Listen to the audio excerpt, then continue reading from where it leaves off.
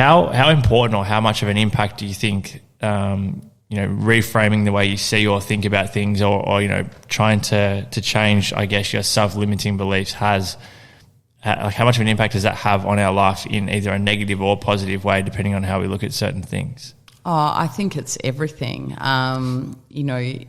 For those people who haven't heard that word reframe before, what reframe means is like looking at something in a different way. So changing the story in a way that better suits us. Yep. So I don't like to think of thoughts like as positive or negative. Okay. I tend to think of them as helpful or unhelpful. So particularly with athletes, it's like that's either going to help you perform at the best, the way you're looking at that, or it's going to not help you perform at your best.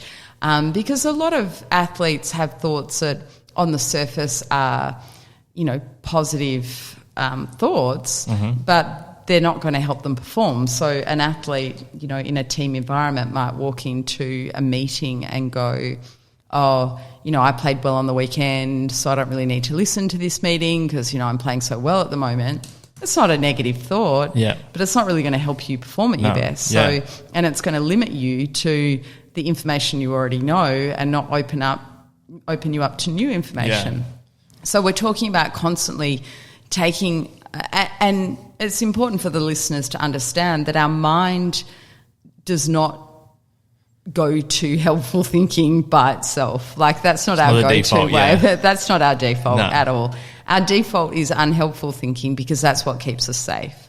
Like our mind wants to look at something in a very closed way, in a very limited way, in a way that is like, you know what, I just want you to look for the exit strategy and get the hell out of here. Yeah. Like I don't want to look at what the opportunity is in this struggle.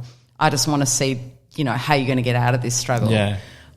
Alive with as much energy as you can help, that you can contain to keep the human race alive. That's how we are wired. That's how we're programmed.